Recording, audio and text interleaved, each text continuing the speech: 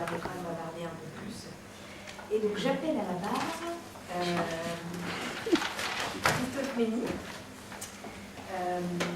archiviste, qui a non seulement classé les archives de l'Association Générale des Étudiants de Dijon, et qui a, si je ne me trompe pas, écrit un mémoire sur le même sujet.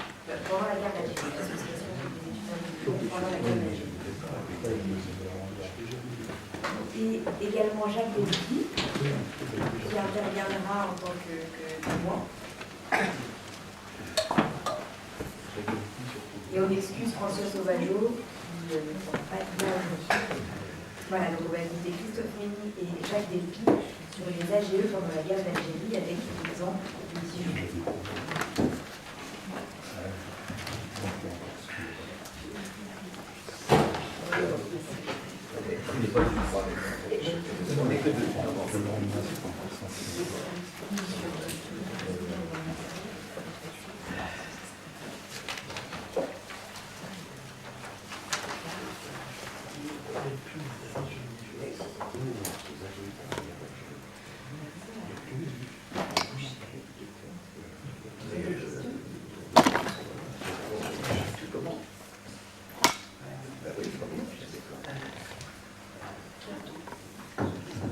Bonjour à tous. Donc, effectivement, je suis Christophe Mény, archiviste au Conseil régional de Midi-Pyrénées. Et voilà, donc, comme il a été dit, j'ai fait un mémoire sur l'Association Générale des Étudiants de Dijon pendant la guerre d'Algérie. Donc, c'est en cette qualité que je fais cette intervention. Alors, dans mon intervention, je vais surtout vous parler de la structure de... Je vais surtout appuyer en fait sur la structure de l'AGE, puisqu'on parle d'AGE depuis tout à l'heure, mais effectivement, comment elle se concrétise. On a donné quelques mots, tout à l'heure, Alain Monchablon a parlé de la fonction et du rôle de l'AGE, et elle dit quelques mots effectivement sur sa composition. Il a parlé du corps de l'AGE. Moi justement, je vais vous proposer de déterrer ce corps et de le disséquer. Est-ce que tu permettras que quand tu seras sur ce point, j'interviendrai aussi pour disséquer comment était l'AG de Toulouse. Voilà. On devrait avoir beaucoup de points communs. Voilà, sûrement. Ça suivra tout à fait ce qui vient d'être dit précédemment, avec les petites mutations qui apparaissent. Exactement. Même les grosses. Alors, je vais commencer déjà par vous donner quelques éléments de contexte. À savoir que donc, Dijon est une université de taille moyenne. Quelques chiffres, en 56, il y a environ 2000 étudiants. En 58, environ 3000. En 61, on arrive déjà vers 4000. On voit quand même l'évolution progressive. Elle est constituée de 3 facultés, donc, la fac de sciences, la fac de lettres et la fac de droit, et 4 écoles, donc pharmacie, médecine, bactériologie et infirmière. Voilà. À Toulouse, à cette époque-là, toi tu es dans les années quoi, combien 50 Entre 56 et 61. Bon, moi je suis plutôt un peu avant, entre 53 et 56. Enfin, c'est les voisins de Toulouse. C'est à peu près le 10e de la population actuelle étudiante. Actuellement, il y a 120 000 étudiants. À l'époque, il y en avait entre 10 et 12 000. Bon. Les points forts de l'activité étudiante étaient, excuse, à la fac de droit, c'est pas sûr, la fac de médecine, la fac de pharmacie, et quelques grandes écoles, INSET et autres, qui étaient déjà liées à l'industrie aéronautique et chimique de Toulouse. Bon. Et puis, il y avait quelques autres écoles, dont une qui a beaucoup agité, qui était celle de l'école de notariat.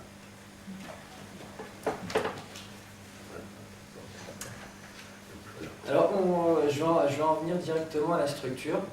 Donc, pour bien expliquer cette structure, donc, je vais vous faire un petit organigramme.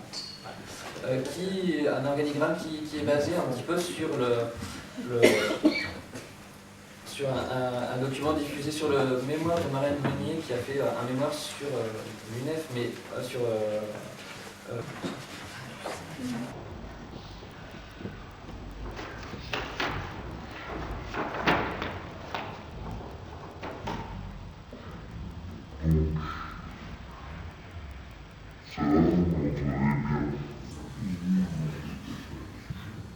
Alors, à la base de la base, donc, on en a parlé tout à l'heure, on a les corporations.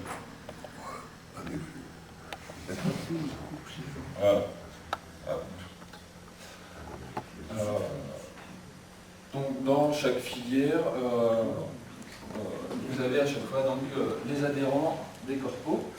Alors, les corpos qui ont leur propre conseil d'administration.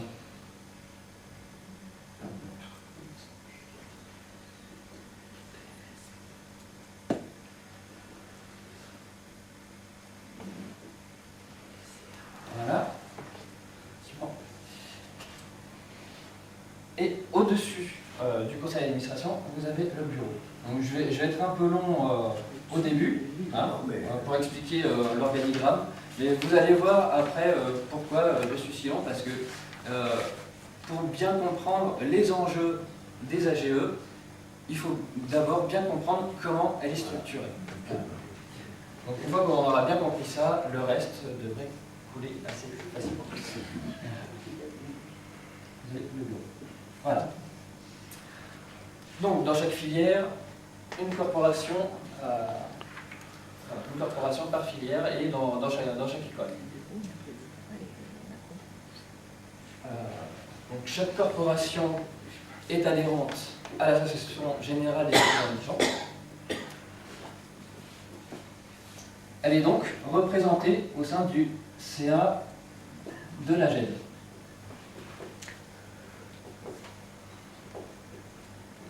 Idem pour tout. A priori, effectivement, voilà, cette structuration, elle est, voilà, toutes les AGE devraient a priori respecter cette structure. Et ensuite, au-dessus du CA de l'AGE, pas de surprise, le bureau de l'AGE. Voilà. Et ensuite, donc, pas de surprise non plus, l'Association Générale des étudiants de Dijon est logiquement affiliée à l'UNEF. Précision qui semble un peu bizarre pour l'instant, mais on verra plus tard pourquoi. Alors, maintenant qu'on a cet organigramme, on va voir un petit peu ce qui se passe en 56. Donc voilà, je parlais justement de l'affiliation à l'UNEF. Qu'est-ce qui se passe en 56? L'UNEF devient, la minorité syndicale prend le pouvoir en 56.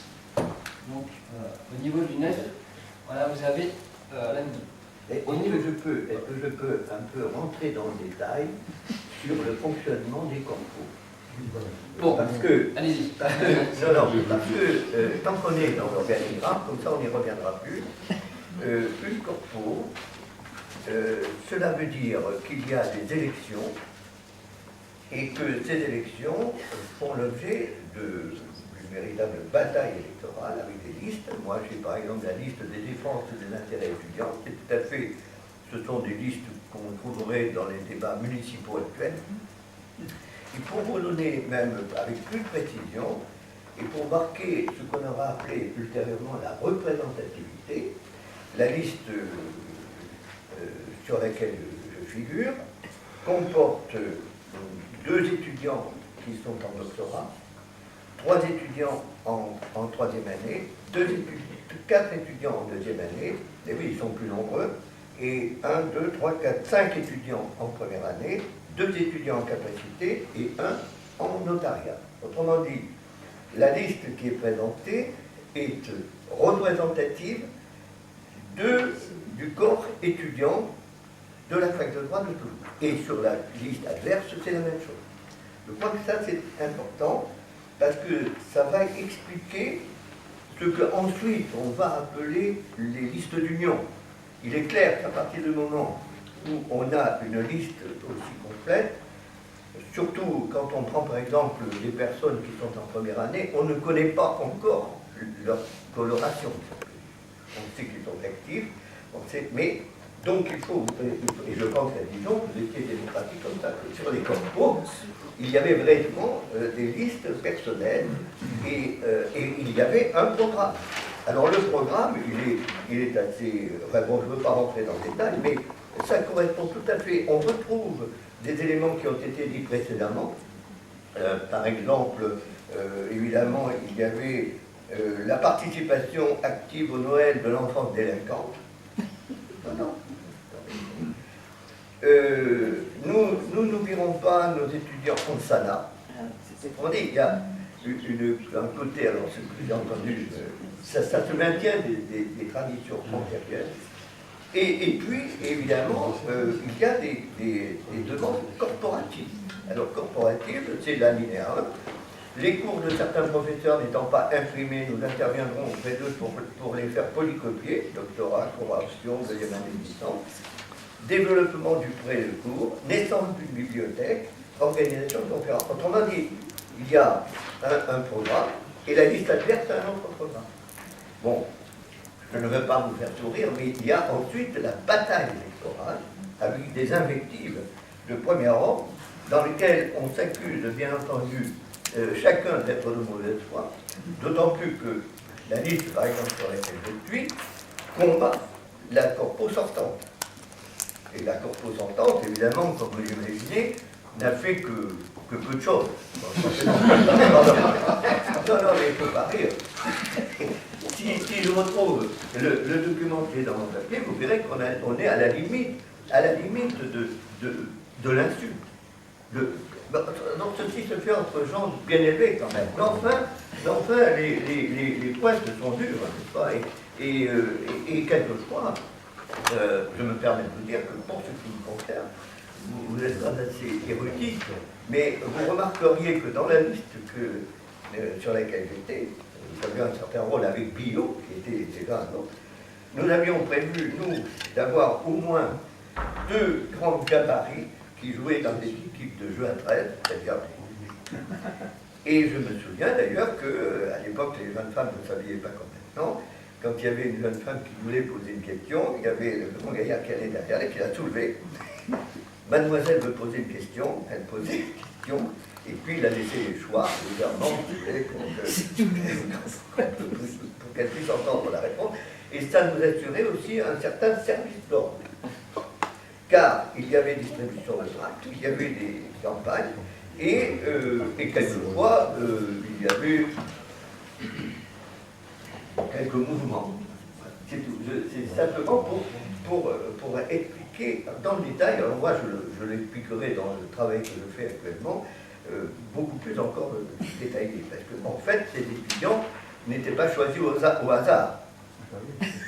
Non, autrement dit, les 2 listes étaient, si on les étudie sous l'angle des renseignements généraux, qui sont une très bonne source, on découvre d'ailleurs, j'ai découvert, à ma surprise, que j'avais fait liste avec des personnes qui étaient d'un bord politique totalement différent. Voilà. Donc, mais que les RG, eux, tiennent bien un jour en disant, ben oui, là il y a un RPF, hein, ou comment ça s'appelait, là il y a un socialo. Et donc, mais ces personnes-là avaient eu des actions, enfin, ils étaient connus. Bref, c'était une vraie période vivante dans la corpo. Ce n'était pas simplement du formalisme ou de la cooptation, du centralisme démocratique, non. C'était voilà. Et donc, quand ensuite il y avait représentation à l'AG, il est évident que les personnes qui avaient été élues, et c'était mon cas, avaient une légitimité. Autrement dit, nous ne parlions pas en notre nom, nous parlions au nom de l'ensemble. Eh oui, puisqu'une fois qu'on est élu, on parle au nom de l'ensemble. Nous parlions au nom de l'ensemble de la fac de droit, de la corpo de droit. Donc, évidemment, ça donnait, vis-à-vis des autres de médecine d'ailleurs, un point tout à fait important. Bon, je ne veux pas être trop long, mais c'est pour donner la chair à cette partie. Exactement, et tout à fait, moi j'ai besoin de cette chaire justement pour parler de cette période de 56 où justement on va avoir un débat très important effectivement entre la Mino et la Majo. Voilà. Parce que, donc, comme je le précisais, la minorité syndicale va prendre le pouvoir en 56 sur le plan national, mais à Dijon, on va avoir déjà plusieurs corpos, notamment sciences et lettres, où la minorité syndicale est déjà majoritaire. Mais le problème, c'est que le CA de l'AGE reste toujours majo, puisque la corporation la plus importante à Dijon est, comme à Toulouse, la corporation de droit. Du coup, la minorité locale va entreprendre un grand travail de modification des statuts. Parce que, donc je ne sais pas si c'était pareil à Toulouse, et là peut-être Dijon va se différencier, car le problème qui se pose, c'est que le CA de la GED, les élus sont nommés par les anciens élus du CA de la GED. Alors c'est ce qui est fait à Dijon, c'est ce qui m'a été dit par un témoignage du président de la Corpo Lettres de l'époque, donc Pierre Palot. Et c'est lui qui à Toulouse, il est clair que les anciens, attention à Toulouse, les anciens, ce sont de très grands anciens, je m'excuse, pour à Dijon. C'est-à-dire qu'en remontant peu de temps avant, il y a le président Lunaire Trouva, il y a Del Casso, il y a ceux qui ont participé à la création de la MEF, et ensuite, en remontant, il y a Georges Vedel, et dans les périodes dont il était question tout à l'heure, il y a évidemment une personne qui survit encore, Madame Bailey, la mère de Bailey, et bon, je ne sais pas comment vous regardez, mais et il y avait donc Nadal, la famille de Nadal. Autrement dit, les grands anciens à Toulouse étaient devenus de véritables notables, comment dirais-je, mais notables, ce que vous avez dit, enfin, tous les deux, c'était de vrais notables, c'est-à-dire qu'ils avaient une place intellectuelle, ils avaient une place reconnue, et ils honoraient la ville, si on peut presque dire. Donc les nouveaux, eh bien, on était des jeunes, et évidemment, nous avions beaucoup de respect pour eux. Simplement, il y avait eu aussi, à la fin de la guerre, à Toulouse, une épuration. Une épuration. Et ça marquait aussi les esprits. Donc il faut quand même voir les choses. Il y a la différence en nous de Dijon où il n'y avait pas eu d'épuration. Non, voilà. Non, tandis que nous, il y avait eu une épuration. Bon, voilà. Mais est-ce que ça montre un peu les... Non, c'est bien, ça compare un peu, c'est parfait. Du coup, la minorité va faire ce gros travail de modification des statuts pour que les membres du CA de la GED ne soient plus nommés par les anciens du CA, mais pour qu'ils soient élus directement par les élus des corporations. Des corpos, voilà.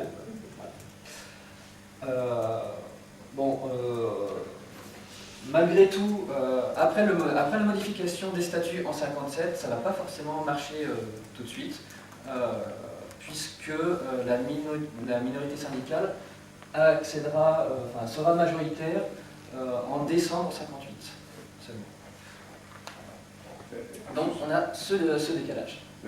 Une question, c'est la modification statutaire, parce que c'est la Mino qui la porte, comment elle arrive à être effective, puisque pour une modification statutaire, la majorité est plus qu'une majorité simple en principe. Donc, alors, c'est la raison pour laquelle j'aurais bien aimé que Pierre Palot soit là pour entrer justement dans ces détails-là, parce que donc justement, ils ont fait un travail, pas en sous-main, mais voilà, c'était un petit peu...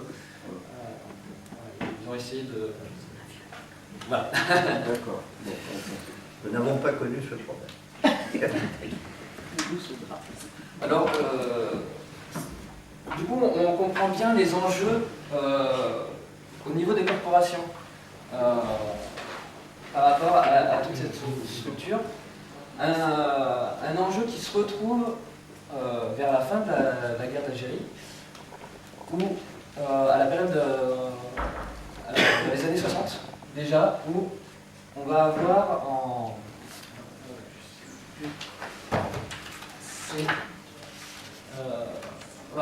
novembre 60, où va se créer l'organisation concurrente de la GED, la Fédération Générale des Étudiants de Dijon. La V, c'est quoi? Dijon. Voilà. La moutarde. Voilà. Elle va pouvoir se créer grâce à 3 corporations dans lesquelles la Majo sera encore majoritaire. Donc c'est les écoles de bactériologie, de pharmacie et de médecine. Voilà. Pour les autres, les militants de la GED vont militer encore dans les corpos adhérentes à la GED. Voilà. Donc on va avoir un combat en interne très acharné au niveau des corporations, puisque le but des militants de la GED, c'est de devenir majoritaire dans ces corporations pour se les approprier. Voilà. Et du coup, on va avoir une situation un peu bizarre qui va, puisque les militants de GED pourront adhérer aux corporations de la GED jusqu'en 62, où du coup, encore une fois, on va changer les statuts des corporations pour que seuls les adhérents à la GED puissent être dans les corpos de la GED. Et donc supprimer cet embrouillot où les étudiants de la GED peuvent être également dans la GED. Voilà. Voilà. C'est une situation un petit peu bâtarde. Donc je ne sais pas si M. Lagby... Non, alors, non, moi ce que j'ai à présenter sur les corpos de Toulouse et sur la GED de Toulouse, une fois qu'on a décrit le mécanisme, pour moi, je l'étudie depuis un moment, et je l'ai vécu. Au fond, ça consiste à dire que faisions-nous de nos 20 ans. Alors c'est quelquefois douloureux, mais je voulais pour vous donner, pour faire le joint avec les exposés précédents, il est clair que le premier point, c'est que une AG, une corpo, c'était tout de même, en dépit des batailles, bien sûr, qui s'y livraient, c'était un lieu de convivialité, c'était un lieu d'amitié. Il faut savoir que c'était le début du moment où commençaient à arriver à Toulouse des personnes qui émanaient des départements voisins. Ça n'était pas simplement les fils de l'intelligentsia toulousaine qui étaient là. Et évidemment, cette convivialité, on la trouve de 36 façons. Par exemple, même en 55, donc déjà au moment où, voilà un journal qui était édité au moment de la grande fête étudiante, qui était celle de la mi-carême. Alors pour les jeunes, ça ne veut rien dire. Moi-même, je me souviens pas bien, j'ai jamais été très pratiquant, donc la mi-carême, mais c'était une fête qui était en quelque sorte honorée par les étudiants, ce qui permettait de faire des chahuts, mais de gros chahuts, hein, pas des petits, avec même quelquefois des gros incidents dans la ville de Toulouse. Sur ce document, évidemment, qui se veut canularesque, il y a une présentation faite par un soi-disant inspecteur Amédée Piédou, qui rend compte des activités d'un certain nombre d'individus dont les images sont ici, bien entendu. Et alors, évidemment, je ne peux pas, comme ça vous verrez le dangereux personnage que j'étais, je figure en 3e position Alors, moi je suis présenté non pas sur le terme de DELPE, mais de DYLPE. Quand même pas très fort. Alors, je viens après, évidemment, le président qui était le président honoraire qui était Chabot et le président de l'époque qui était Bleuler. Et je suis en troisième position. Alors, je m'excuse, à cette époque, ça serait maintenant, on considérerait que c'est injurieux. Bon. Le cerveau interne de la bande, le cerveau interne de la bande, grand organisateur du réseau intérieur de ramassage, vidage, passage à tabac des étudiants, ne se promène que puissamment vêtu et lourdement armé, surnommé par certains l'éco-physio-docteur. Voilà, dit de moi, c'est largement diffusé, qu'évidemment ne manqueront pas de leur fiche d'image.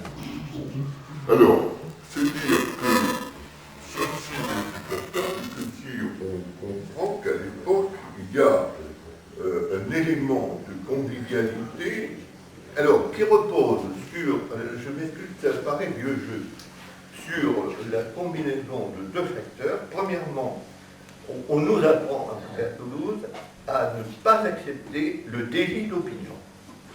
Voilà. Autrement dit, dans tous les cours, que ce soit dans toutes les facultés, la première année, ils n'ont pas de délit d'opinion. Autrement dit, vous pouvez être monarchiste, vous pouvez être ceci ou cela, vous avez le droit. Donc, le fait, on ne peut pas reprocher à quelqu'un d'autre d'avoir son opinion. On peut se bagarrer avec quelquefois, parce que j'ai d'autres documents dans lesquels on voit qu'il y a, d'ailleurs, vous voyez bien que ce qu'on me reproche. Enfin, si je citais en détail quelques actions que nous avons menées, bien sûr, c'était quelquefois même assez musclé. C'est pour ça que j'avais appris à faire du judo. Bon, et donc, il est clair que ceci n'interdisait nulle part, donc délit d'opinion, pas de délit d'opinion, donc le droit. Et deuxièmement, une grande, comment dirais-je, convivialité. Alors, cette convivialité se traduit par exemple par le fait que, très rapidement, on m'a confié des missions à moi culturelles. Alors, avec des lettres, autrement dit, j'ai été missionné, y compris quand j'étais ensuite à l'UNEP. Alors, ça consistait, ce que vient de dire, le grand bal du droit, où là, ça permettait quand même aux étudiants de rencontrer des filles adultes. Non, mais, bon, certains, ça peut être choquant, mais enfin, on pouvait rencontrer des jeunes filles très convenables, plus généralement des filles assez bourgeoises, bon, qui savaient danser quand même quelques-unes, qu'on pouvait apprendre à faire danser. Et avec de grands balles, avec Camille Sauvage, on a eu enfin bon, d'énormes orchestres que j'ai fait venir à Toulouse. Et je me suis lié comme ça avec un producteur bien connu ensuite, qui était Jacques Canetti, et c'est moi qui ai fait venir à Toulouse, Becquerel, etc., etc. Et on a fait la grande opération qui nous a apporté beaucoup d'argent quand on a fait venir Lionel Hampton, et où on a eu 2 fois 3 000 personnes, si bien qu'on n'a jamais vu autant de billets de banque que de notre pays. Bon, autrement dit, il y avait, et, par exemple, je me souviens avoir constaté que j'ai reçu Daniel Delorme, mais j'ai constaté qu'elle avait eu moins de succès, par exemple, que Michel Simon. Autrement dit, et évidemment, j'ai aussi, dans le côté négatif, j'ai participé à quelques chahuts de films de Tino Rossi. Autrement dit, les étudiants étaient, dans la ville de Toulouse, un facteur d'émulation intellectuelle par rapport à la routine bourgeoise. Et donc, on avait quand même un bon public qui nous soutenait. Tous ceux qui sont liés. Et par exemple, nous avons été les soutiens du Grenier de Toulouse. Nous avons été ceux qui avons, alors ne parlons pas de certaines actions au Capitole, même au Capitole, sur certains spectacles. Autrement dit, nous étions une minorité agissante. Comment dirais-je, à l'époque, les étudiants on était cravatés, et donc il y avait cet aspect. Alors je n'insiste pas plus là-dessus, mais derrière ça, alors ça devient beaucoup plus grave. En réalité, est apparu ce que moi j'appelle, que je définirai dans mon étude, comme une sorte de lutte de classe à l'intérieur du mouvement étudiant. Alors voilà. Alors là, il faut que je sois moins emballé et que je dise les choses. En réalité, à la fac de droit, mais à la fac de médecine et dans d'autres endroits, et la bataille de l'école de notariat, il se livrait quelle bataille? Il y avait d'une part les étudiants qui étaient issus des milieux toulousains et proches. C'est-à-dire, Toulouse a toujours eu beaucoup d'avocats, beaucoup de notaires, c'est une ville de juristes, et donc il y avait les enfants qui étaient là et qui, légitimement, s'apprêtaient à préparer la succession, même pas de leur père, et qui s'instruisaient, d'ailleurs ils étaient très gentils, il n'y avait pas de problème. Et puis sont arrivés une bande de personnes qu'on appelait les bouseux, c'est-à-dire nous, c'est-à-dire nous arrivions du Lot, c'était mon cas, de l'Aveyron, des Pyrénées-Orientales, et qui prétendions faire des études juridiques, des études de médecine. Alors, il est clair que les listes dont j'ai parlé, sociologiquement, on le voit très nettement, représentent deux couches de population. C'est-à-dire, il y a ceux qui sont des Toulousains ou des Montchalbanais issus de la bonne bourgeoisie, mais je ne voudrais pas être péjoratif, mais, et puis il y a ceux qui sont totalement inconnus, ou qui sont connus parce qu'ils jouent au rugby, etc. Mais enfin, et il va y avoir là une véritable lutte qui va apparaître, et c'est à mon avis là que commence le début de la minorité, enfin du moins tout. C'est-à-dire que, de ce qu'on a appelé la minorité, parce qu'au départ, effectivement, on est minoritaire. Mais ce qui se passe est un phénomène assez curieux, c'est que rapidement, nous avons une grande partie du corps enseignant éclairé qui se met en notre faveur. Autrement dit, qui se met en notre faveur.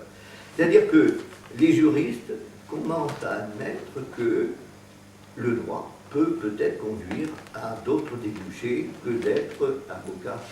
Autrement dit, on commence à parler des ressources, enfin pas des ressources humaines, mais de chefs de personnel. Apparaît l'Institut d'études politiques, où il est de bon goût d'être inscrit, n'est-ce pas? Et par conséquent, le développement des études juridiques, médicales et autres, fait partie d'une sorte de jonction qui se fait entre ce qu'on va appeler sociologiquement la minorité et une bonne partie du corps enseignant. Et au-delà du corps enseignant, de tous les agents de l'université qui, au fond, sont quand même, quoi qu'on dise, un peu méprisés par les Toulousains, les vrais fils de Bourges.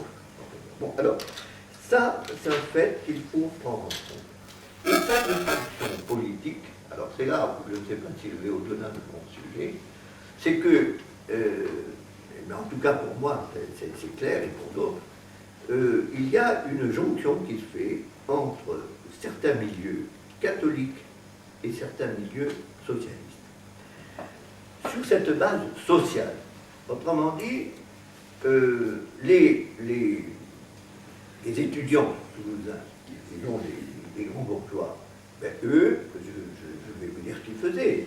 Ils allaient au bridge, ils jouaient, quand ils avaient un peu de pognon, ils faisaient un peu de poker, ils avaient leurs introductions ici ou là et par-ci par-là, et les autres, nous nous retrouvions. Alors qu'est-ce qui se fédérait?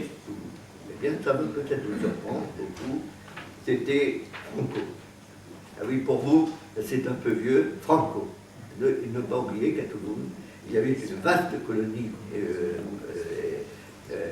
espagnole, que les locaux des étudiants socialistes étaient placés à côté de ceux des locaux du PSOE, rue du Thor, et que nous avons donc, et que j'ai appris, à 20 ans, 21 ans, mais comme d'autres, et nous sommes toujours d'ailleurs des groupes qui existent, à nous battre, à nous préoccuper de Franco, et accessoirement, j'ai chahuté une salle de Sciences Po sur Salada, autrement dit, nous étions sur ce plan-là, nous avions un point fixe politique. Voilà. Et c'est vrai qu'on rencontrait facilement des personnes catholiques, juive, protestante, qui sur ce sujet, partageait totalement notre opinion. Bon. Alors que pour beaucoup de Toulousains, il y avait une politique d'accueil charitable, il était bon d'inviter à sa table, vous voyez, les personnes, mais il n'y avait pas de prise de conscience politique. Alors ça, il faut bien le voir. Du coup, ça va peut-être vous surprendre, bien, les étudiants socialistes de Toulouse représentaient une force. On avait un journal, voilà, nous le distribuions, on en vendait presque 300 exemplaires chaque fois qu'on était sorti. Et évidemment, nous n'étions pas à l'époque rocardiens, puisque à l'époque, vous voyez, déjà était apparu à Paris le phénomène rocard. Nous n'étions pour Mauroy. Et pourquoi nous étions pour Mauroy? Parce que Mauroy représentait le côté, si on peut dire, populiste du Nord. Vous voyez, c'était Mauroy, n'oubliez pas qu'il avait, la distinction qu'il avait à l'époque avec Rocard était la suivante. Rocard a tout de suite défendu la spécificité des luttes étudiantes. J'ai les documents. Mauroy, au contraire, posait comme principe que nous devions être inscrits aux jeunesses.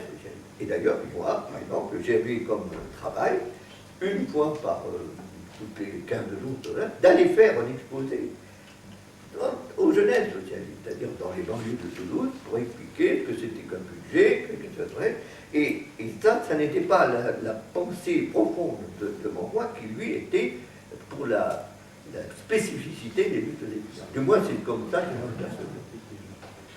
Bon, au niveau international, nous, quand nous allions à Paris, ou à Lyon, en congrès, nous parlions de Franco. Mais à Paris, il parlait de Bandung, il parlait de Tito, il parlait d'un certain nombre de... Bon, et donc, nous, à l'époque, nous avions... Alors, sur cette base toulousaine, si on peut dire, la minorité a progressé, très progressé.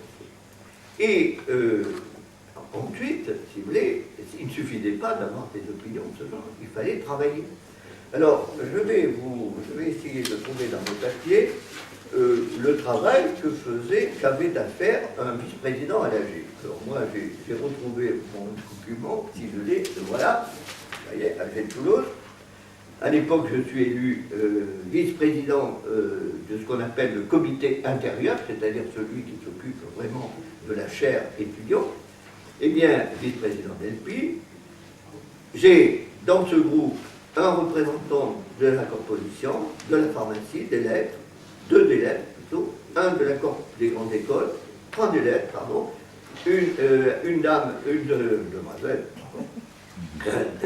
de la corpo des infirmières, dentaire, les lycées et les lettres. Et quel est mon travail pour l'année? Parce que l'AG de Toulouse, si vous voulez, ce que je veux dire par rapport à vous, c'était qu'on formait les militants. On formait. Et voilà mon programme pour l'année. Secrétaire de la commission Galégo, problème à étudier dans l'année, les Pomians, position personnelle auxiliaire. Vous voyez, on se positionne, nous, tout de suite, tout le personnel auxiliaire qui existait dans les facultés ou ailleurs, premier sujet. Depuis, moi, le ministère de la Jeunesse, Mademoiselle Lestrade, les syndicats ouvriers et le syndicat étudiants, Galégo, le budget 1955 de l'éducation nationale, Escande, le pré-salaire, Journée, la réforme de l'enseignement, Mademoiselle Alézard, statistiques sur les bourses, Neuvy, les organisations de la jeunesse et le syndicalisme étudiant, Bolette, en relation avec les commissions universitaires, le logement des étudiants toulousains. Autrement dit, voilà mon programme d'une année. Et ce que je peux vous dire, c'est que c'était un vrai programme de travail.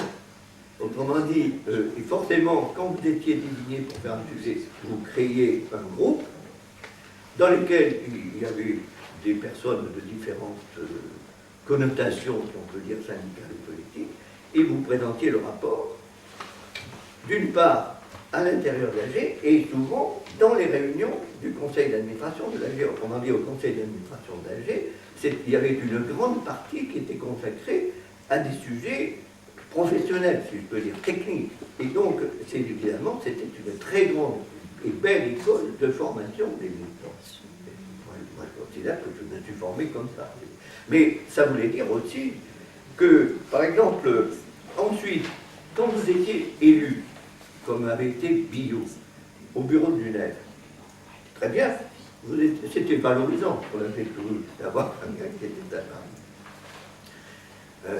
Surtout quand il s'agissait de rencontrer Catherine Sauvage et les dames de Canetti. Bon, mais en réalité, on était obligé de participer à la vie de l'AG.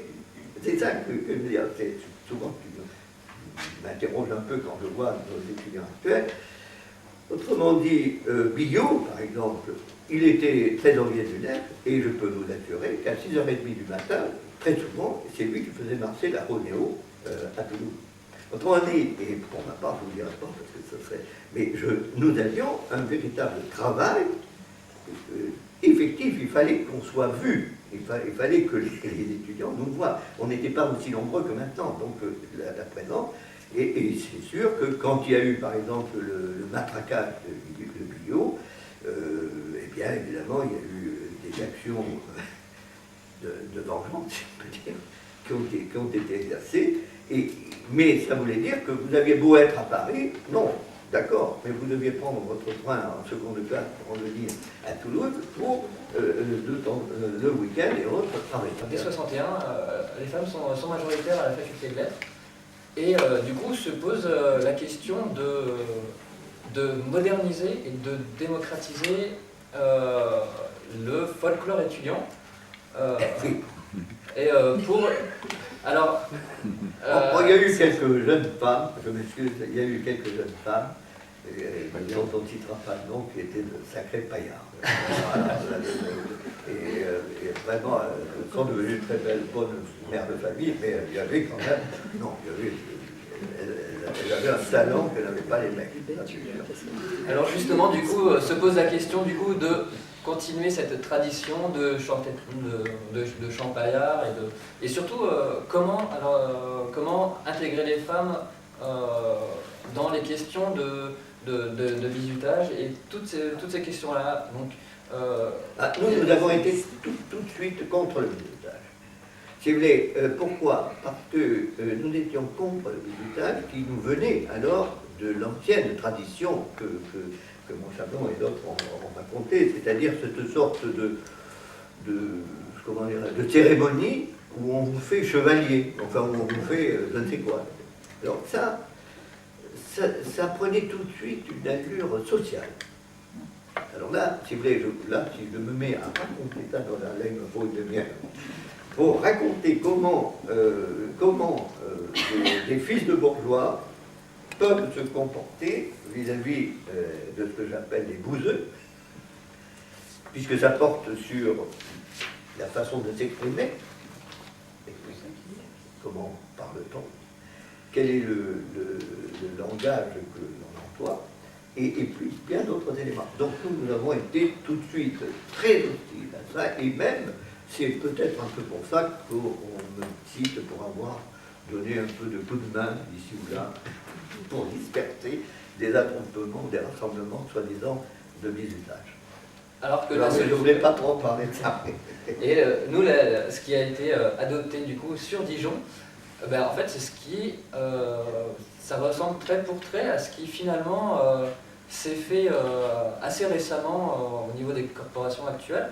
C'est-à-dire que finalement les bizutages ont été remplacés par des réunions, par des soirées d'intégration. Voilà.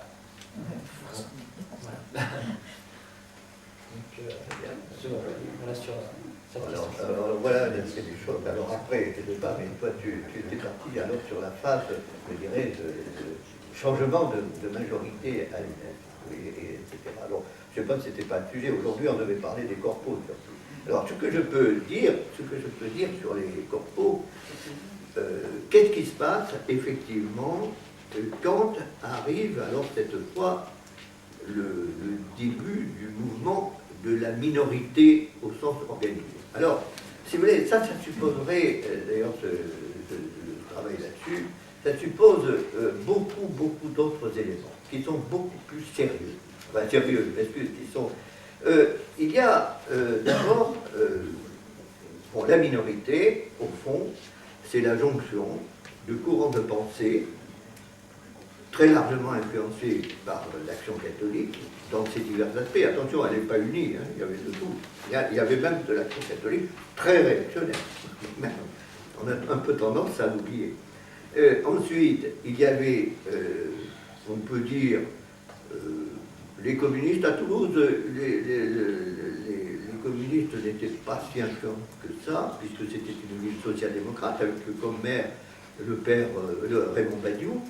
Et donc, si vous voulez, on était quand même dans un contexte, je dirais, social-démocrate, bon, avec les radicaux. Bon, les radicaux, la Sonnerie et d'autres, donc, et la Dépêche. Donc, si vous voulez, au fond, quels sont les points sur lesquels on a fait poser notre effort pour se rapprocher, pour constituer un mouvement minoritaire? Eh bien, le premier des efforts, ça va peut-être vous surprendre, ça a été de mettre en cause la notion de laïcité. Autrement dit, voilà, vous voyez, j'en suis au manuscrit. Autrement dit, ce qui opposait et ce qui faisait que la majorité pouvait rester majoritaire, c'est que, notamment à Toulouse, il suffisait d'être laïque, éventuellement futur maçon, pour être de gauche. Autrement dit, la laïcité était le fondement de l'appartenance à la catégorie de gauche. Or, ceci, évidemment, n'a pas résisté dès lors que sont apparus des phénomènes, qu'il s'agisse déjà du franquisme, mais surtout des phénomènes de décolonisation. Autrement dit, ces faits-là ont conduit à la cohabitation dans des réunions de personnes qui s'opposaient, ce qu'on appelait avant les talas, ceux qui talaient à la messe, et les non-talas. Bon.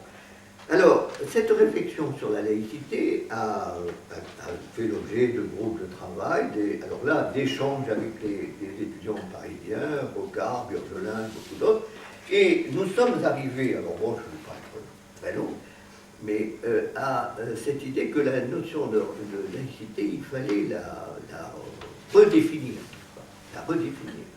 et que il fallait nécessairement que, surtout, on arrête les batailles stupides, si vous voulez, Et alors, ceci était d'ailleurs un peu bien décrit dans le livre de Michel de la Fournière et François Borella, ultérieurement, quand il écrit « Le fait le plus notable est que le problème laïque qui a déchiré l'école depuis 50 ans n'est plus, au regard des jeunes, le problème majeur. Il est éclipsé par la démocratisation de l'enseignement, les besoins budgétaires, je ne veux pas tout citer. Autrement dit, on est arrivé à cette conclusion que la laïcité était un épouvantail qui nous divisait et que ça ne valait pas la peine. Après tout, comme on était sur l'optique d'absence de délit d'opinion, ben, si le gars allait à la messe, il allait à la messe, si il allait au temple, il allait au temple, mais ça n'était pas ça le sujet. Et croyez-moi, c'est une affaire qui a duré bien 3 ou 4 ans pour se mettre d'accord sur ce point. Alors ça, dès lors que vous mettez en cause la laïcité, apparaissent d'autres concepts que les États, c'est-à-dire celui de la démocratisation de l'enseignement. Alors là, évidemment, apparaît un phénomène très profond dans ces milieux. C'est-à-dire qu'il y a en gros ceux qui considèrent que le gonflement des effectifs qui commence à se produire est positif, et ceux qui considèrent que ce gonflement des effectifs est vraiment catastrophique, que ça va entraîner la détérioration de l'enseignement, etc., etc. Et donc, cette démocratisation de l'enseignement, d'abord il va y avoir des groupes qui vont l'étudier, autrement dit, là, ça fait vraiment l'objet de soirées d'études. À Toulouse, par exemple, le lieu où on se réunit, c'est un bistrot qui s'appelle le Tortoni, qui est encore sur la place de Toulouse, qui a changé de nom, et le cercle dans lequel on discute, c'est le cercle Raymond Nave qui vient de rentrer au Métron cette année, qui est ce professeur de Normal Sup né à Paris, qui fait de la résistance dans Toulouse, qui en avril 1944 est capturé par les Allemands, alors qu'il vient d'être désigné comme étant le prochain maire de Toulouse, et qui va mourir en déportation quelques mois après, donc vous voyez, à la fin de la guerre, et c'est Raymond Baliou qui va le prendre la suite. Autrement dit, on se réunit dans un cercle qui a une connotation toulousaine, parce que quand on dit ça à Toulouse, on ne dit pas c'est le cercle socialiste, c'est le cercle raisonnable, donc ça va de soi. Mais là, on peut discuter de la démocratisation de l'enseignement. Alors, je passe sous silence un autre sujet qui occupe beaucoup pour l'évacuer, c'est le dossier des nationalisations. Alors ça, bon, vous voyez, c'est l'époque où on fait venir Jules Mock et bien d'autres sur les sujets des nationalisations, mais ça permet d'avoir sur ces sujets déjà des gens qui se rencontrent, qui finissent par se tomber d'accord assez sur ces sujets, et c'est ça qui va devenir la minorité toulousaine. Et c'est dans ces conditions, effectivement, moi je suis un produit, et non pas une individualité, je suis un produit. Il y a une lettre de Burlelin qui écrit au président de l'AG de Toulouse en disant « Nous souhaitons que Jacques Delpy vienne au bureau de l'UNEF ».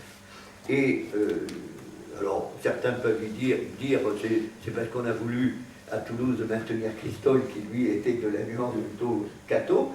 Mais en réalité, ça montre qu'il y avait à ce moment-là une combinaison d'actions, et tout ça résultait en fait de l'existence réelle des corpos, et encore une fois, quand vous êtes élu à l'UNEF, je le répète, et j'en termine sur ce sujet, vous ne pouviez pas exister à Paris sans avoir une base concrète. Et il fallait vraiment que les gens savent que vous le faisiez à Toulouse.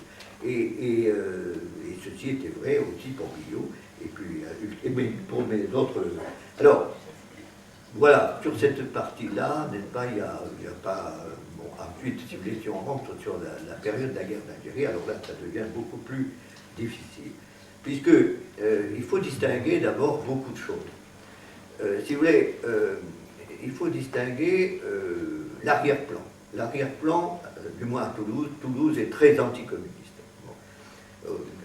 Je dois dire que je persiste à penser que nous ne nous trompions pas. D'ailleurs, en fait, nous étions, nous, sûrs du système stalinien. Donc on l'a toujours cru, et notre chance, c'était Camus.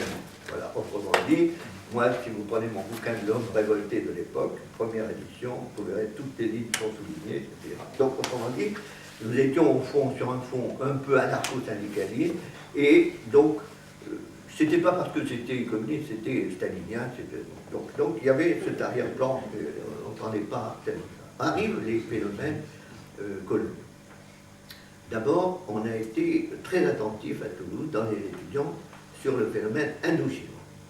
Ça, c'est peu dit, mais enfin bon, nous avons eu une action, et il y a eu des discussions sérieuses dans le groupe Raymond Nave et ailleurs sur ce sujet. Ensuite, il y a eu, si je peux dire, les aspects sur lesquels il y avait accord même avec la NCFIO, c'était au fond ce qu'on a appelé la loi Gaston de Fer. On m'a dit l'idée de donner de l'autonomie aux États, enfin aux futurs États africains et autres, et tout ça. Il n'y a pas eu beaucoup de discussions non plus sur le Maroc. Il n'y a pas eu beaucoup de bagarres à Toulouse sur la Tunisie. Mais bon, et puis on est arrivé sur l'Algérie. Alors là, je rappelle que la première bataille, alors bon, c'est peut-être déplaisant ce que je vais dire, mais la première grande bataille qui a été menée par l'UNEF à l'époque, pas intellectuelle, mais la première vraie bagarre, ça a été celle sur les sorties. C'est l'époque de la présidence Freycinet. C'est l'époque où, effectivement, alors nous, étudiants, nous sommes en quelque sorte considéré par les autres populations comme voulant défendre des intérêts. On ne peut pas aller, d'accord, on habille tout ça d'argumentaires, comme on est des travailleurs intellectuels, il ne faut pas interrompre le travail, ceux qui vont être les élites de la nation, etc. Enfin, il y a toute une idée. Mais au niveau local, on a du mal, il faut faire passer l'idée que la défense des sursis, de la non-interruption des études est un élément. Eh bien, je peux vous dire qu'on y arrive parce qu'on est implanté. Parce que sinon, les autres groupes disent « mais non, mais moi, mon fils est obligé de partir, etc. » Et donc, cette bataille montre à l'époque la...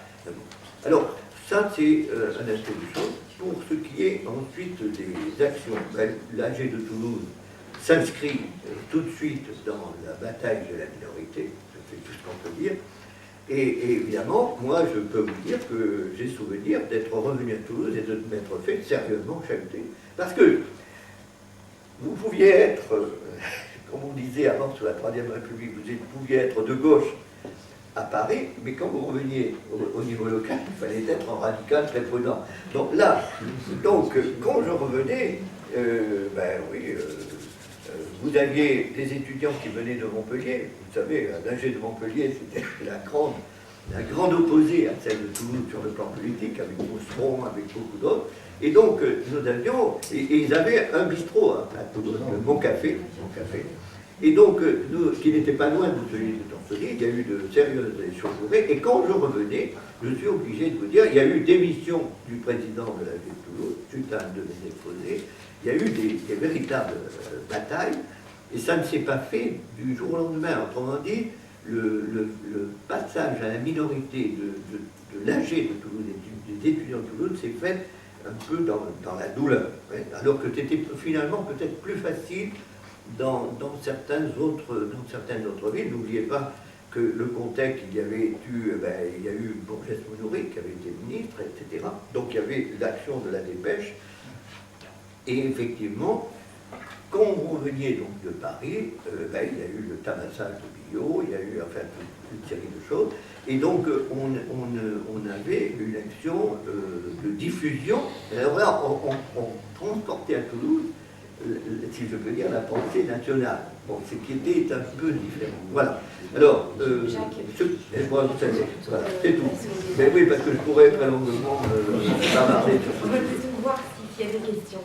Oui, pardon. M'excuse. J'espère que vous comprenez que tout ça, je les ai vécus.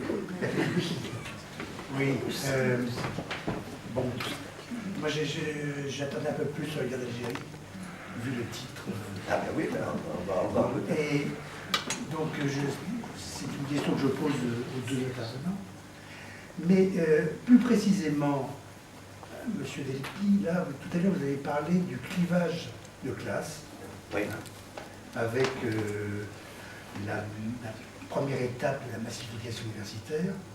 Et ce qui m'intéresse, moi, c'est est-ce qu'il y a, je dirais, un parallèle ou non entre les clivages sociaux, les clivages de classe, et les clivages politiques.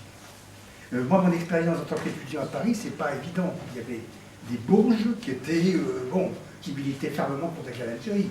Hein. Bon, mais ils avaient des comportements, disons, ils avaient des comportements quotidiens qui faisaient qu'il y avait une espèce de distance avec des étudiants d'origine populaire. Hein, voilà. C'est une des questions que je voulais poser.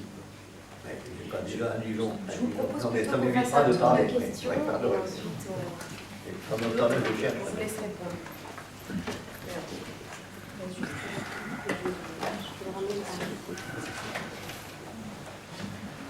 Oui, une autre question. Alors effectivement, on est sur la période de la guerre d'Algérie, donc on serait tenté de poser plein de questions sur le fond, mais si on veut faire la connexion avec le sujet de la journée,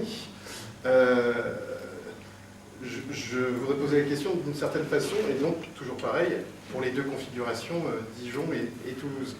La question que je voudrais poser, c'est que Jacques Delpy a commencé à parler effectivement d'un moment important qui est la mobilisation par rapport au sursis.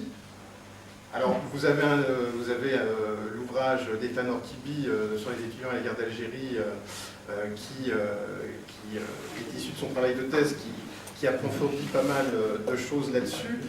Moi, j'ai l'impression que ce moment-là est important aussi par rapport à notre sujet d'aujourd'hui, dans le sens où on pourrait dire que le mouvement étudiant devient, pour prendre un vocabulaire utilisé quelques années plus tard, un véritable mouvement de masse. Je mets toutes les guillemets à un mouvement de masse, mais effectivement les étudiants ne sont pas encore très importants dans la population, etc.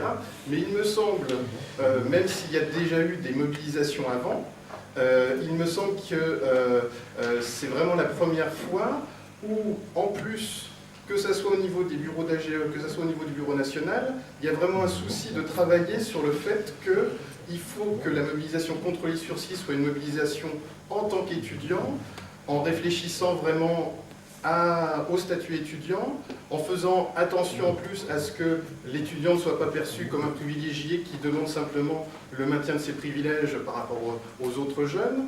Et donc, à ce moment-là, il y a quand même des manifestations de rue, des mobilisations diverses et variées, où il y a vraiment l'instauration d'un rapport de force, avec en plus une victoire au bout, en plus face à De Gaulle, donc pas un rapport de force pas forcément évident à construire.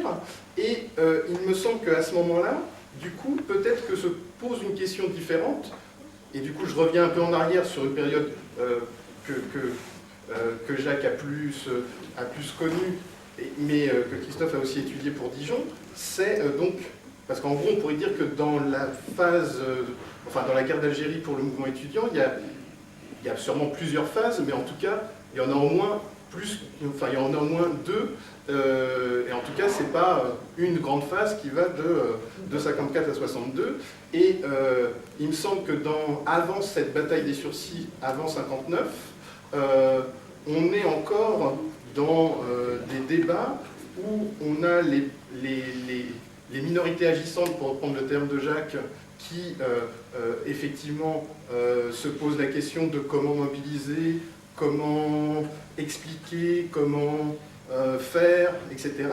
Mais même s'il y a des batailles dans les AGE, comme quand Pierre et Alain nous en ont parlé, et Jacques l'a très bien expliqué avec les listes, ce que les listes proposent, etc., il me semble quand même, à vous de me démentir, il me semble quand même qu'avant 59, les AG, l'Assemblée générale de l'Association générale des étudiants, quand il y a les votes, tous les étudiants qui ont une carte ne viennent pas forcément voter. Je ne sais pas si on a des chiffres sur le taux de participation, mais donc forcément, comme toute association, il y a toujours une minorité de gens qui s'intéressent vraiment à ce qui se passe, qui participent au vote, qui se présentent, etc. Alors qu'après 59, on va être dans une phase où on pourrait presque dire que en tout cas une majorité du milieu étudiant est vraiment concerné, se mobilise concrètement, et c'est donc le moment où l'UNEF peut dire qu'elle syndique un étudiant sur deux, ce qui évidemment ne sera plus le vrai après. Donc voilà, la question, pour la simplifier, c'est avant 59, est-ce que effectivement on n'est pas encore dans un système effectivement démocratique comme disait Alain Chablon, mais où en fait on est quand même dans des minorités qui s'opposent avec une minorité un peu plus élargie qui choisit. Et qu'après 59, peut-être qu'il y a une participation étudiante plus importante et que du coup se posent après d'autres questions qu'on va voir cet après-midi sur le rapport direction étudiante, base étudiante, et pour certaines facs, je ne sais pas si Jacques sait pour Toulouse, et je ne sais pas si Christophe a des éléments là-dessus sur Dijon, mais c'est vrai que dans certaines universités, à la fin de la guerre d'Algérie, cette question va se poser avec la création du Front universitaire antifasciste, FUA, qui voudra organiser des choses plus à la base, plus concrètes, plus radicales éventuellement, par rapport aux AGE qui paraissaient plus prisonnière de considérations plus diplomatiques. Voilà.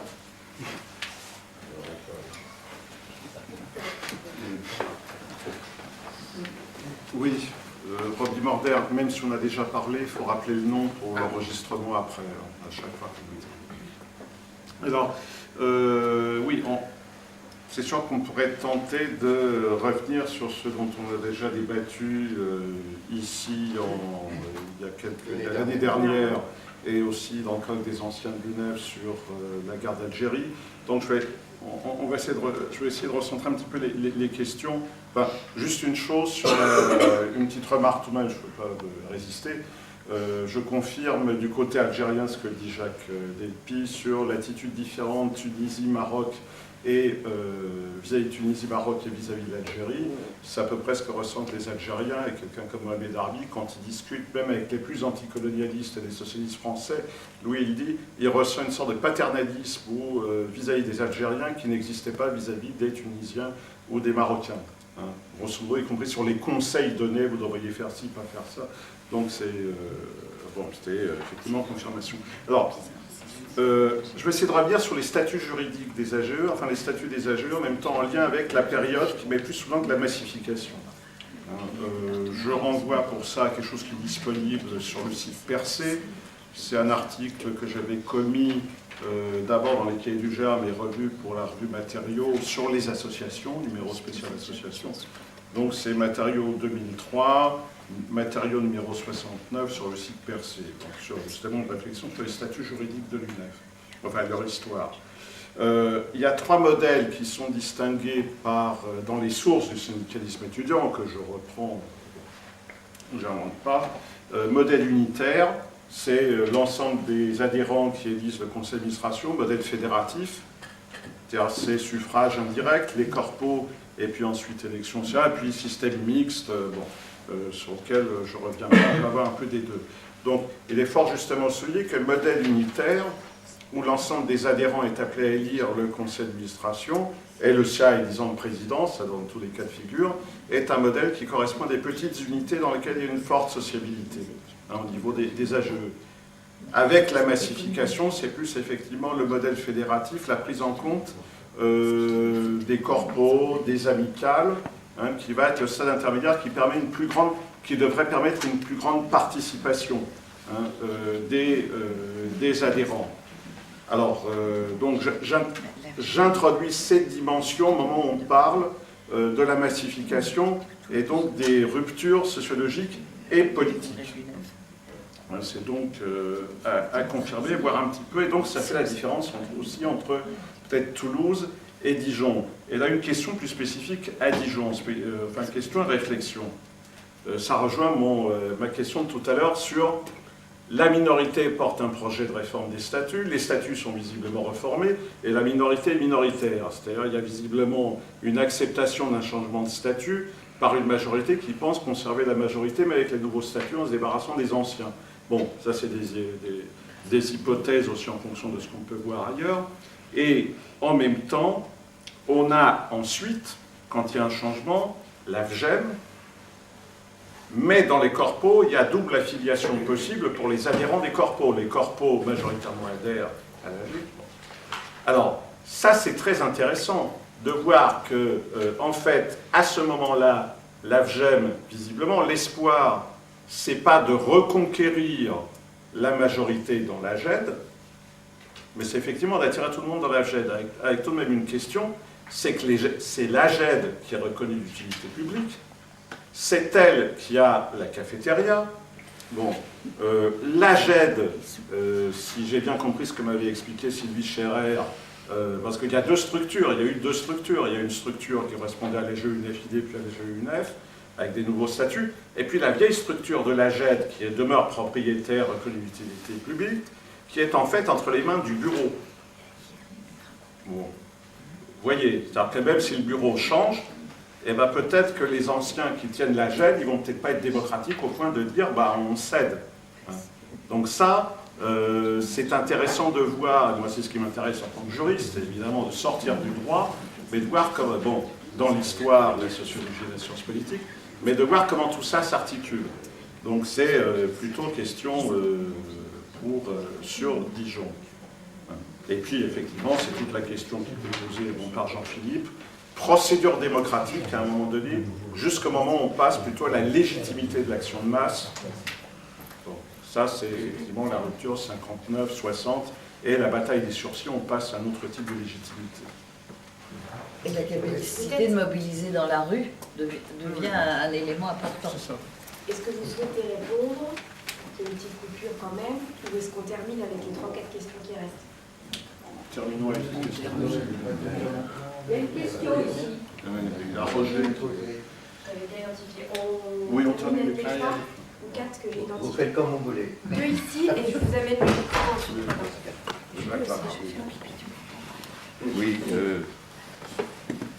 à l'époque, je suis étudiant, enfin, je prépare l'école des chartes et je suis étudiant à l'école des chartes. Donc ma question, la première, ça sera sur l'UGE, enfin, dans les deux villes universitaires, quels sont les rapports avec les grandes écoles, les écoles, il n'y a peut-être pas de grandes écoles. En tout cas, il y a par exemple le monde agricole, la formation agricole à Dijon est important. J'ai souvent eu des liens avec le campus agricole qui est à Dijon. Ça, c'est la première question. Bon, est-ce qu'ils sont à part? Est-ce qu'ils font partie des problématiques, disons, à cette époque? Le deuxième, c'est les talards. Bon, moi-même, j'étais à l'époque, enfin à la fin des années 50, à l'équipe nationale universitaire de l'AGEC. Donc je crois qu'il ne faut pas faire un amalgame entre, en tout cas pour Paris, entre la paroisse universitaire, je ne sais pas comment elle s'appelle à Toulouse ou à Dijon, enfin, entre les paroisses universitaires, c'était le centre Richelieu à Paris à l'époque, et puis la GEC universitaire, alors qui est en crise à l'époque. Moi j'ai fait partie de l'équipe qui a renouvelé la rue Linné après la crise de 57. Donc comment ça se situe dans vos deux villes par rapport aux problématiques locales, enfin aux problématiques nationales que je viens de citer? Bonjour, Julie Lemazier. J'avais deux questions. Alors en fait, par rapport aux batailles électorales dont vous avez parlé, du coup, je comprends pas qui gagne qui gagne en fait. Est-ce que c'est au prorata du nombre de voix, il y a un panachage, ou est-ce que c'est la liste majoritaire qui gagne l'ensemble des postes? Non. Mais ça, on peut répondre tout de suite, c'est un scrutin de liste. Oui, d'accord. Donc non, on ne barre pas les noms. Si, quelquefois sur les bulletins nuls, on en prend plein la figure. Mais ceux-là, les bulletins nuls, on ne les compte pas. C'est vraiment la liste qui gagne et pas l'individu, un tel ou un tel. Oui, alors la liste qui gagne, elle a tous les postes, ou oui. elle a juste... Ah oui. D'accord. Alors, oula, la réponse est claire. Et ma deuxième question, c'était pour aller dans le même sens que les questions sur la guerre d'Algérie. Du coup, l'AGE, quel est son rôle pour structurer la mobilisation par rapport à la bataille des sursis et plus généralement pendant la guerre d'Algérie? Est-ce que c'est l'AGE directement qui fait le travail de mobilisation, ou est-ce que c'est les militants de l'UE dans d'autres cadres? Quel type de réunion ils organisent? Voilà. Juste corriger par la liste.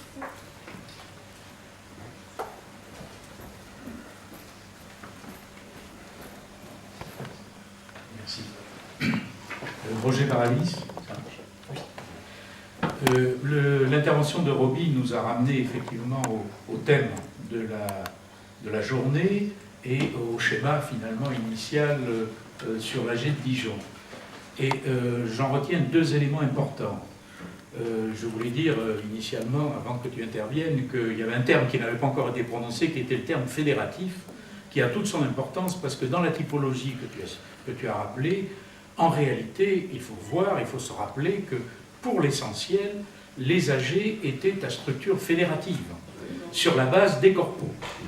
Et le deuxième élément essentiel à rappeler, qui a été rappelé de-ci de-là, à travers des exemples imagés, c'est que chacun de ces deux niveaux était un niveau de pouvoir, de moyens, de pouvoir et de moyens. Il était donc important à la fois lorsqu'il y avait des batailles à substrat politique, il était important de conserver l'un et l'autre niveau. Troisième observation, souvent dans ces statuts fédératifs, la structure AGE, composée donc de l'ensemble des représentants des corpos, était basée sur des statuts qui représentaient les anciens rapports de force, par définition. Et ces anciens rapports de force étaient souvent favorables au droit, compte tenu de l'importance des facultés de droit à l'origine, par rapport aux facultés de sciences ou aux facultés de lettres, parce qu'il faut rappeler que la massification, elle a été surtout le cas de ces deux secteurs, les sciences et les lettres. C'est là où elle a été la plus importante. Donc, résultat, à l'époque de la guerre d'Algérie et de la bataille entre Minot et Majot, effectivement, le fait que les facs de sciences et de lettres, en général, se soient portés à gauche, en faveur des Minots, alors que les facs de droit, médecine, pharmacie, restaient plutôt à droite, Majot, ne voulait pas dire et ne signifiait pas automatiquement que la majorité de l'AGE allait basculer à gauche et aux Minots à cause de cette structure fédérative et du poids qu'accordaient les statuts, disons, de manière inégalitaire aux anciennes structures. À partir de là, effectivement, la bataille politique a souvent été, ou s'est souvent traduite en partie, par une bataille statutaire pour essayer de réformer les statuts de l'AG. Ça nous a été dit, notamment dans le cas de Dijon. Et on a vu ce qu'il en est advenu pour Dijon, vous nous l'avez expliqué, mais il y a plusieurs situations distinctes. Et dans le midi de la France, on sait que la structure statutaire ancienne a résisté, Aix-en-Provence, Montpellier, et dans ces cas-là, les corpos de droit, bastions de la droite, ont réussi à conserver effectivement l'AG qui elle-même donc avait cet intérêt d'être reconnue d'utilité publique, etc. Et ça a donné le fait qu'à la fin de la guerre d'Algérie, et dans les, disons, entre 61 et 63, quand la rupture nationalement a été consacrée avec la création par le gouvernement de la FNEF contre l'UNEF, il y a eu, de la part de l'UNEF, à un moment donné, le fait de se dire, une décision consistant à dire, eh bien, ceux qui défendent nos positions, à Aix-en-Provence, à Montpellier, tant pis, c'est fini, ils vont arrêter de se battre pour la réforme des statuts, pour modifier le rapport des forces à l'intérieur du système, parce qu'ils n'y arriveront pas, ils n'y sont pas arrivés jusqu'à présent, donc on va reconnaître la création d'unions sur le plan local qui vont être de nouvelles structures et dont on va reconnaître qu'elles seront les structures adhérentes à l'UNEF. Donc ça a été...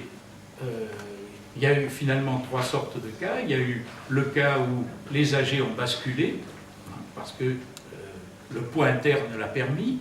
Le cas où les AG n'ont pas pu basculer et où donc l'UNEF a reconnu de nouvelles unions générales, à Aix-en-Provence, Union générale des étudiants d'Aix-en-Provence, avec notamment Philippe Seguin à l'époque, à Montpellier, l'Union générale des étudiants de Montpellier, en laissant tomber par force l'ancienne AG.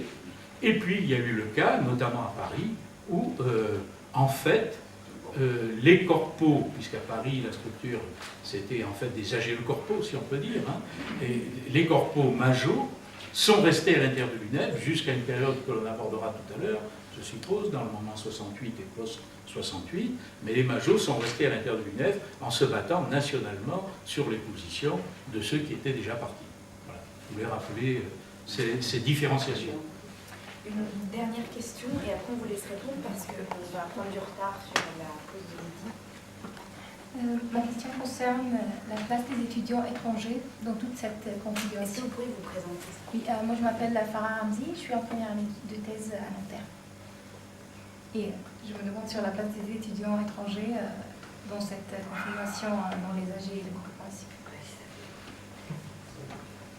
Messieurs, à vous. Bon, ben, on va faire ce qu'on peut voir. D'autant plus qu'il y a du retard. Bon, ben, moi je vais essayer essayer du coup d'être assez rapide. Donc déjà sur la première question, sur le clivage social et politique, il n'y a pas vraiment, en tout cas au niveau social, sur Dijon, il n'y a pas de réel clivage social, en tout cas, il n'apparaît pas vraiment. Politique, pas spécifiquement non plus, alors il y a un petit clivage qui se fait, mais c'est plus au niveau de... il va y avoir donc la tendance qui va vouloir l'engagement contre la guerre d'Algérie, et l'autre camp où c'est vraiment un apolitisme pur. Voilà. C'est juste, voilà, ils veulent vraiment pas prendre part, mais pas forcément parce qu'ils sont pour la guerre. Non, c'est juste que pour eux, il faut conserver, pour conserver l'unité du mouvement étudiant, on doit garder, cet apolitisme doit survivre. Voilà. Donc le clivage, il va plus avoir lieu sur ce terrain-là. Alors ensuite, je vais répondre du coup, ça sera un peu une réponse commune entre la question de Jean-Philippe Legoy et celle de Julie, sur comment va s'organiser la bataille contre la guerre d'Algérie et la question des phases qui existent pour engager le mouvement étudiant là-dedans. La première phase que moi j'ai identifiée sur Dijon, c'est la phase de conscientisation. D'autant plus que, comme je l'ai dit, en 1956, l'AGE est toujours major. Donc cette bataille-là, elle va avoir lieu au niveau des corporations étudiantes. Donc c'est surtout la corporation de lettres et de sciences qui va prendre en main, qui va se charger de faire le travail de conscientisation des étudiants à travers notamment des publications, donc Dijon Lettres, Dijon Sciences, et la réalisation de conférences. Et du coup, je vais répondre aussi à la dernière question en même temps, puisque ces conférences-là vont être réalisées avec l'association des étudiants africains de Dijon. Voilà.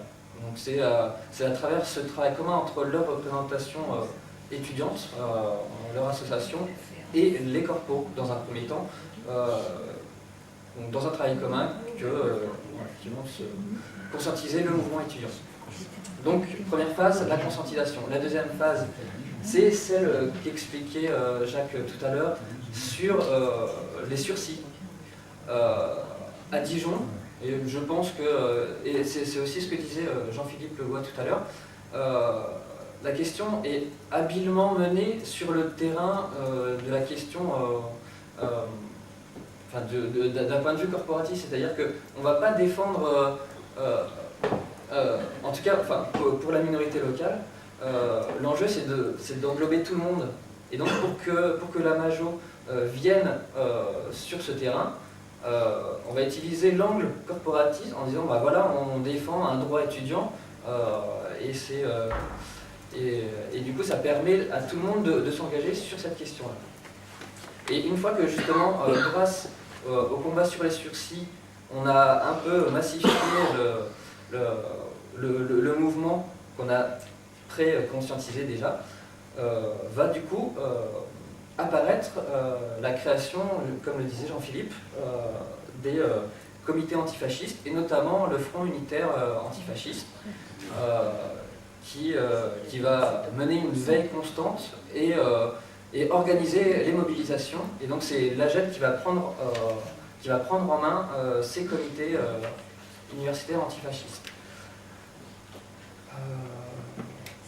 Voilà, donc ça c'est la troisième phase en fait, donc c'est la phase de combat. Alors, rapidement, la question sur la phase juridique et pourquoi la GED veut récupérer les corpos plutôt que de récupérer la GED. C'est finalement un abandon. Parce qu'à la base, oui, ce qu'ils veulent, c'est récupérer la GED.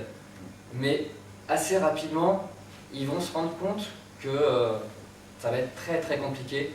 Et du coup, ils vont faire le choix de faire une organisation pas spécifiquement concurrente, mais remplaçante de la GED. quand on étudie un petit peu ce qu'ils vont faire à leur création, on constate qu'ils vont faire un copier-coller de la création de la GED en faisant les mêmes choses. Bon, je ne reviens pas en détail puisqu'on n'a pas trop le temps là-dessus, mais donc voilà, effectivement, au départ, ils vont essayer de récupérer la GED, mais très rapidement, voilà, ils vont créer la GED, et et au bout des 2 ans, justement, quand ils verront que c'est pas possible, ils vont créer leur propre corporation dans les différentes filières, dans les différentes facultés. Mais par contre, ça ne va pas marcher. Les corpos qu'ils auront créés vont couler au bout de 2-3 ans à peu près. Il faudra une deuxième tentative pour que les corporations GED vivent ensuite. L'UGE. Effectivement, donc oui, il y a bien une UGE sur Dijon qui fonctionne plutôt indépendamment. C'est vrai que moi, dans les archives de l'UNEF, pour les avoir traités de manière plus archivistique que par rapport à mon mémoire, on voit qu'elles sont les archives sont à part. Donc effectivement, donc là, l'UGE a un fonctionnement plutôt à part. Donc ils sont présents, ils sont là, mais voilà, ça sera à part. Et je crois que j'ai répondu à cette question. La GEC, pas de GEC. Oui, mais ça, oui, la GEC qui est très forte aussi dans l'implication dans la GED. Voilà, un gros travail en commun qui est fait là-dessus. Qu'ajouter? Alors, d'abord, je m'excuse, moi j'avais compris que ma présentation portait quand même au départ sur le fonctionnement des AG. Donc, après, si on veut qu'on parle de l'Algérie, d'accord, c'est un autre chapitre, un très gros chapitre. Alors là, c'est un immense chapitre. Bon, pour répondre aux questions, à certaines questions, la question statutaire. La question statutaire. D'abord, j'ai été conseiller juridique de l'UNEDIC à un moment, et j'ai mené une réforme statutaire. Bon. Ce que je peux dire, c'est la bataille de la minorité s'est largement gagnée sur l'application stricte des statuts de l'UNEF. Je vais prendre un exemple. Déjà, Rocard avait mené une bataille juridique très forte à la fac de droit de Paris. Il y avait eu des procédures engagées, parce que vous savez qu'à la Corpo du droit de Paris, on pouvait voter même si on n'était plus étudiant. On a dit qu'il y avait une assemblade d'anciens de l'AG, qui d'ailleurs payait de bonnes populations, et qui permettait d'avoir une majorité. Bon, ça c'est pas. Mais au Congrès de Strasbourg, Jean-Louis Léger et moi avons fait invalider un certain nombre, partie des mandats d'un certain nombre de représentants d'AG, et notamment celle de Tunis, parce que les procurations qu'ils nous fournissaient n'étaient pas correctes. Autrement dit, ils fournissaient des procurations qui n'étaient pas avalisées par des paiements, ou alors on voyait arriver des paiements comme ça en séance, n'est-ce pas?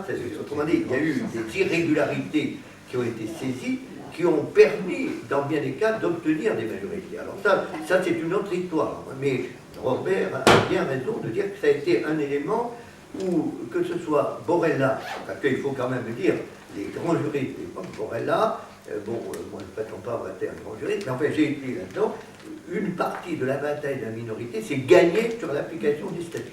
Parce que les majos avaient une conception, je dirais, un peu laxiste du genre. Sur l'UGE, moi, d'abord organisation autonome, mais moi la seule bataille dont je garde le souvenir, avec la Chandère, l'Herville, enfin bref, c'était plutôt la situation des classes préparatoires. Voilà. Alors là, je dois avoir un dossier sur les classes préparatoires, mais pour l'UGE, c'était autonome, on était tout à fait bien avec eux, mais je ne crois pas que les archives soient mélangées avec celles de l'UNEF. Bon, ensuite, il a été posé... alors, ce qu'a dit Roger Marais, c'est évident, je partage tout à fait. Simplement, moi, je limite mon expérience jusqu'à fin 57, 58, puis qu'après je pars au service militaire en Afrique, et donc, si vous voulez, je retrouve la guerre d'Algérie au retour en 62, Et alors là, à ce moment-là, j'ai un métier, je suis au Bourget, je connais l'opération des parapuchistes, n'est-ce pas, qui doivent atterrir au Bourget. Alors c'est un autre sujet, bon, mais je n'avais pas compris qu'on abordait ce débat. Par contre, sur l'affaire de la GEC, bon, moi, je suis non talent. Autrement dit, mais ce que je peux dire, c'est qu'à Toulouse, il est clair qu'il y avait, bon, la tactique de ce que j'appellerais les laïcards, c'était de faire un global. C'était tout dans le même paquet. La minorité a évidemment très vite distingué ceux qui étaient de la GEC, et ne pas oublier que nous avions, il y avait quand même un indicateur, c'est l'époque où apparaît Témoignage chrétien et d'autres mouvements à la CFTC, bon, et puis les autres. Donc je veux dire que sur ce plan-là, les relations, la minorité n'a jamais fait la confusion des deux. Quand on le faisait, c'était à Montauban ou à Toulouse pour mettre dans le même sac. Mais il est clair que sur ce sujet, il était évident. Alors moi, j'ai tout un dossier sur ce sujet. Ce que je peux simplement dire pour ce qui est, cette fois, des autres, des étudiants socialistes, c'est un chapitre. C'est-à-dire qu'il faut montrer comment les étudiants socialistes, quand même, il faut se rappeler, c'est Budicourt, c'est d'abord Carilla, c'est Jacques Bouetch, c'est Rocard, c'est Burgenin, c'est Elsen, c'est Terré, c'est Beaumonti. Autrement dit, ce sont des fortes personnalités, donc j'ai chacun d'entre eux un témoignage, n'est-ce pas? Et on voit là qu'il y a plusieurs phases dans la bataille. Une première phase conceptuelle, où on est très surpris de voir que la SFIO laisse se développer un courant gauchiste, disons, très fort, qui est très proche, alors même tout à fait cousin de ceux de la GEC. Et puis, il y a une phase qui devient très dure, avec, si vous voulez, la bataille que mènent les étudiants socialistes contre la cité militaire, et qui est une bataille très forte. Alors, avec un volet qui est peu connu, c'est qu'il y a dans les étudiants socialistes, la majorité des étudiants socialistes colle à la minorité et colle à la position générale sur l'Algérie, et puis il y a une minorité qui est légitimiste par rapport à Guy Mollet. Et je peux vous dire que sur celle-ci, j'ai une note de l'ancien ambassadeur Blanca, qui est le tête de file, qui crée à Alger un groupe sur les 20 qui sont créés, les troupes de Tsuzini en tuent 18. Autrement dit, il faut voir que la bataille a été beaucoup plus complexe qu'on ne l'imagine quand on généralise. Je pense que les archives sont en train de s'ouvrir, on va voir des choses, et donc je crois qu'on peut dire que sur ce sujet, ça a rejailli, si on peut dire, sur l'UNEF, en tant qu'UNEF, mais au niveau local, pas tellement, si vous voulez. Au niveau local, pour répondre à la question posée, l'AG de Toulouse avait protesté 20 fois contre les bourses qui n'étaient pas attribuées selon les mêmes critères aux étudiants algériens, aux étudiants... il y avait une forte cohorte de Sénégalais à Toulouse. Ils n'étaient pas traités comme les autres, ils n'avaient pas les mêmes droits. Alors là, si vous voulez, je vous trouverai tout ce que vous voulez. Et donc, c'était davantage... Ensuite, ça a été la bataille sur le GEMA, les bagarres. Mais pour Toulouse, on était plutôt en opposition à l'AG de Montpellier. On peut dire que ce que faisait l'AG de Montpellier, on faisait l'inverse. Mais il n'y avait quand même derrière ça, alors peut-être quelque chose qui peut surprendre actuellement, l'idée que, quelles que soient les idées, il fallait sauvegarder l'unité du mouvement syndical. Alors ça, d'ailleurs, ça apparaît dans les congrès même de l'UNEF. On est très surpris quand on lit vraiment attentivement les documents qui sont à la BDIC et ailleurs, c'est qu'il y a les grandes déclarations de la minorité, les grandes déclarations des majorités, et à la fin, la motion qui est votée est très nuancée. Autrement dit, on voit que, quel que soit le président de l'UNEF, il souhaite que, évidemment, l'UNEF soit représentative de tout le monde. Et que donc, il y a au niveau de l'AG de Toulouse ce double attitude, c'est-à-dire il y a cette attitude, on devient minoritaire, mais en fait, au niveau local, ça s'appuie sur des exactions. Chaque fois que la police va faire quelque chose, sur des matraquages, sur des choses, mais en fait, une bonne partie du mouvement étudiant, il faut bien le dire, n'est pas vraiment politisé. Il faut dire les choses. C'est quand même une très large minorité agissante qui a fait évoluer l'UNEF, et pas la base. La base a suivi, a compris, a soutenu, a surtout détesté l'autre camp, et en définitive, ça, il faut bien l'intégrer.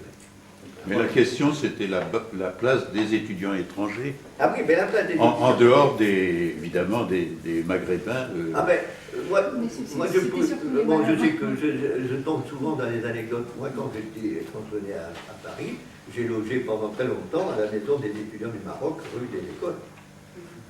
Donc je veux dire que, voilà, concrètement, moi j'aime bien le concret, les attitudes concrètes, qu'est-ce qu'on fait? Eh bien moi, je logeais, et je trouvais, je vous le dis carrément, que ces étudiants marocains étaient vraiment beaucoup plus machos que moi, et pourtant...